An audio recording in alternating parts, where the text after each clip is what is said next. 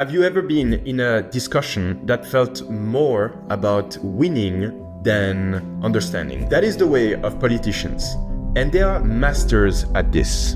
But what if we take a different approach? One that is not about persuasion and charisma, but rather about understanding, just like philosophers do. What if we try to uncover truth rather than dominate the room? In this episode, we will explore why discussions often resemble political debates rather than open conversation, and why it falls short of finding the truth and learning something constructive. By the end, you will see how adopting a philosopher's mindset helps us transform these conversations, and also I will give you practical tips to get started. My name is Kevin, and I have too many interests, not enough time, and a drive to understand our world better. So the main issue is we want to have discussions, but we have debates.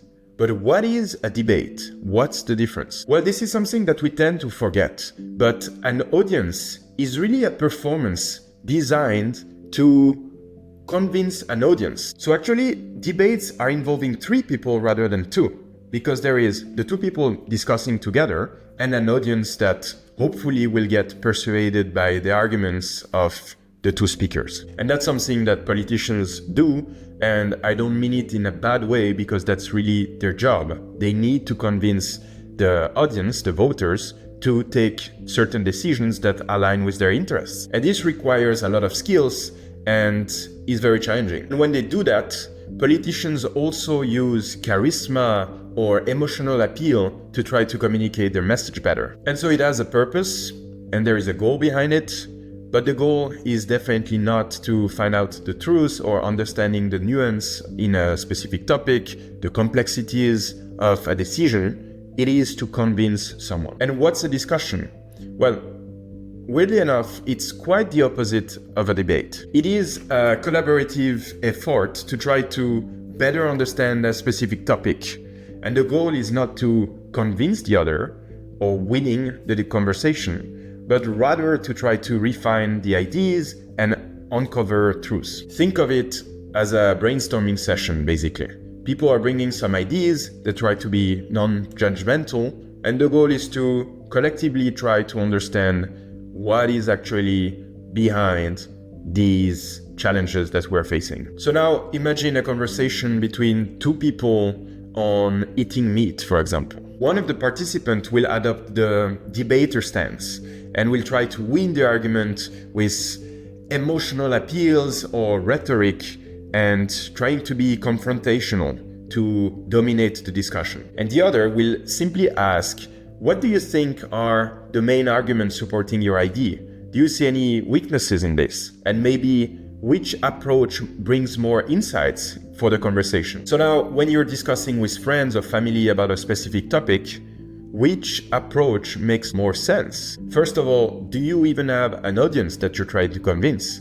Because if two people come as debaters, the goal is not to try to change your mind. So both participants will try to win the argument, but they're not even open to try to see the position of the other one or having a meaningful discussion to try to understand something new. So what is the goal of this? If there is no audience, you're not open to changing your mind, why are you even debating together? On the other hand, what if you approach those low-stakes discussion with an open mind, and rather than trying to fight and participate in a battle, you're coming with a sense of curiosity into the discussion? I mean, even for yourself, that makes way more sense to be open to new arguments, because otherwise you're really just wasting your time.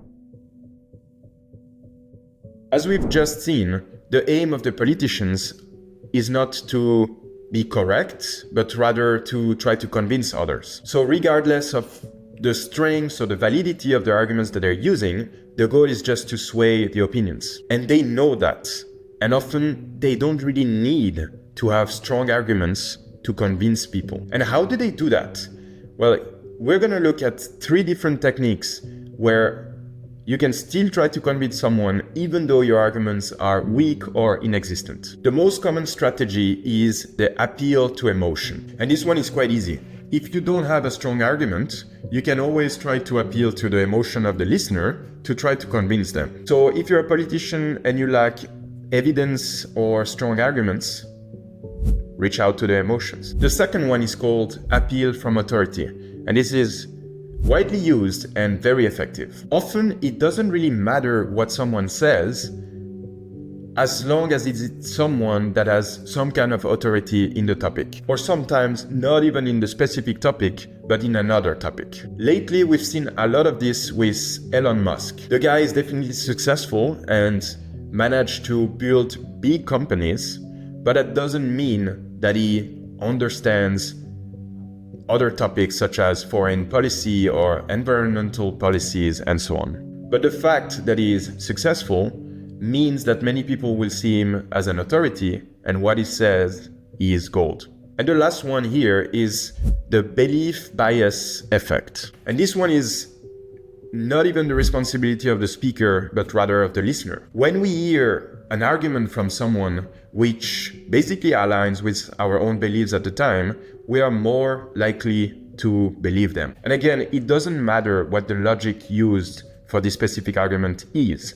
It is simply comforting. We see that every day with people challenging very strong scientific evidence because it challenges their worldview. And what's the problem in the end with those three ways to convince others? Well, it opens up the door for what is called demagogues. So what are demagogues? There are people that are very good at using those techniques to try to convince others of whatever they want them to believe in. And already in ancient Greece, Socrates warned us that demagogues are a threat to our society because they can come in and rather than bringing convincing arguments and finding truths, they can simply sway the public by comforting them with ideas that are fitting their worldview or emotional appeals, as we saw. And he has this beautiful metaphor to highlight this. He asks, when it comes to your own health, is it more comforting to listen to a candy seller or a doctor? Well, the doctor will tell you, you need to be careful, you need to do more sports, you need to look at what you're eating. It's a lot of constraints. On the other hand, the candy seller will say, well, don't listen to this guy, he just wants to constrain you and bring all these restrictions. I offer you the candy. Just get the candy and you're gonna be happy. And unfortunately, it's a big part of human nature to be attracted by the candy seller. So in short, debates have their purpose when it's about politicians trying to convince, but they're often ego-driven contests where we try to win an argument. And when we do that, we undermine the possibility of learning something about the topic. So what's the alternative? The alternative are discussions. And I argue that we should have discussions as philosophers. For philosophers, a discussion is not a competition. Rather, it's a cooperative journey to try to understand a topic better. So it's not about who's right and who's wrong. It's rather about trying to uncover deeper insights together. And when we are doing this, we are opening up the possibility of questioning even the deepest held beliefs that we have for a better understanding of a topic. And again, it's not only nicer to have those discussions and being respectful of the other, it's also a benefit for ourselves because through that we can learn. And this is something that we've seen is not available with debates. And philosophers have been doing this since forever. Plato in ancient Greece wrote the book The Republic, and in this book he's trying to investigate what is justice. And he's not doing this by going to the public and say, I thought this thing through, you need to believe me, this is how you should think. Rather, he's having conversation with others and he's challenging their assumptions. And by doing this, it refines the understanding of the topic through dialogue. Each time there is a new question, we have a better understanding of what justice is or what justice is not, at least. Additionally, philosophers know that we have biases. like the one about the emotional appeal, for example, or following the beliefs that we already have. But of course, they are trying to find solutions to overcome this obstacle. Most famously, Descartes in its meditation said, "I will suppose therefore that no God who is supremely good and the source of truth, but rather some malicious demon of the utmost power and cunning has employed all his energies in order to deceive me." What he's saying here is that he will challenge everything that he sees. And the way to do that is to believe that there is a demon that is trying to trick him all the time. And this is some kind of metaphor for the biases that we face on our everyday life. By assuming that we're constantly deceived, we are able to try to look for truth itself. And more recently, cognitive science have shown exactly the same thing, that by identifying and addressing our biases, we're basically open to new ideas and we make better decisions. Discussing like a philosopher also forces us to be humble and acknowledge the limit of our knowledge. Hume said it perfectly when he discussed about humility in our ideas. And he said, "The wise man proportions his belief to the evidence." That means that we need evidence to support our beliefs and the points that we bring in a discussion. And when I said that philosophers acknowledge the limit of our knowledge, we need this time to turn to Kant. And he said, "Human reason has this peculiar fate that in one species of its cognitions, it is burdened by questions which it cannot dismiss, but also cannot answer." This shows that we don't need and cannot actually know everything. And when we go in a discussion and we accept that we won't have the answers for everything, we're way more open to a fruitful discussion. And so how to do it? How to get better at discussing like a philosopher? Well, the first thing is, rather than trying to build a stronger argument on your side, try to build a stronger argument on the other side. So for example, ask yourself, what if everything I believe about this topic is actually wrong?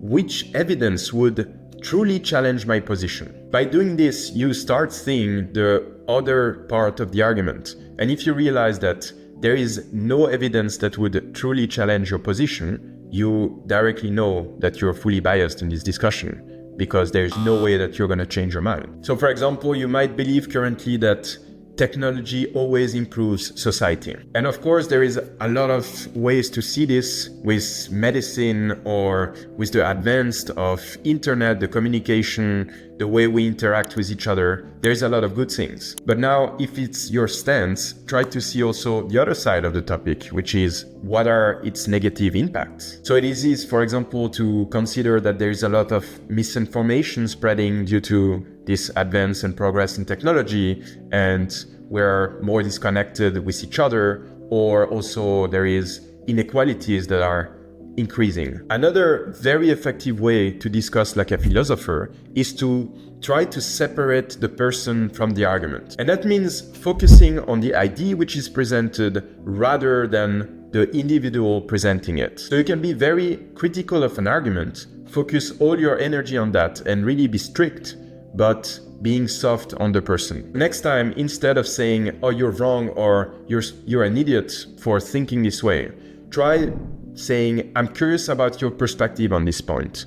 What are your arguments? Why do you see it this way?" And the last tip for discussing like a philosopher is to practice active listening. To be honest, this is something that many philosophers probably don't do, because there is a lot of cases where some philosophers answered to an idea of another philosopher, but it is clear that they never read his or her work. So let's be even better than philosophers and start listening to each other. And to do that, you need to learn how to actually listen to the person when they talk, rather than focusing on coming up with an answer as they are finishing their sentences. The best trick that I learned in this direction is to paraphrase or summarize the idea of someone to ensure that you're both on the same page. The way to do that is simply to ask, "So let me summarize. If I understand correctly, you're saying that ta ta ta ta."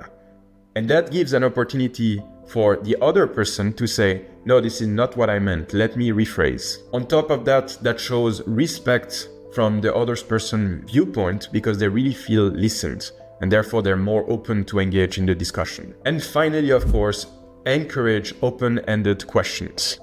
That means don't simply ask questions that can be answered in yes or no, but rather try to bring questions such as what leads you to think about this, or have you ever considered this alternative? By doing this, you ensure that there is a flow in the conversation and it is not simply an interview process. So to sum it up, we see that by approaching discussions like a philosopher and not a politician, we can shift the focus from trying to win an argument to having a meaningful discussion together. This mindset helps us to be curious, to be humble in our exchanges, and ultimately to learn from the conversations we have with others. So the next time you have a conversation, simply ask yourself, am I trying to understand and learn something, or am I trying to win this argument? This simple question might change fully your approach to the conversations that you have. In the next video, we will look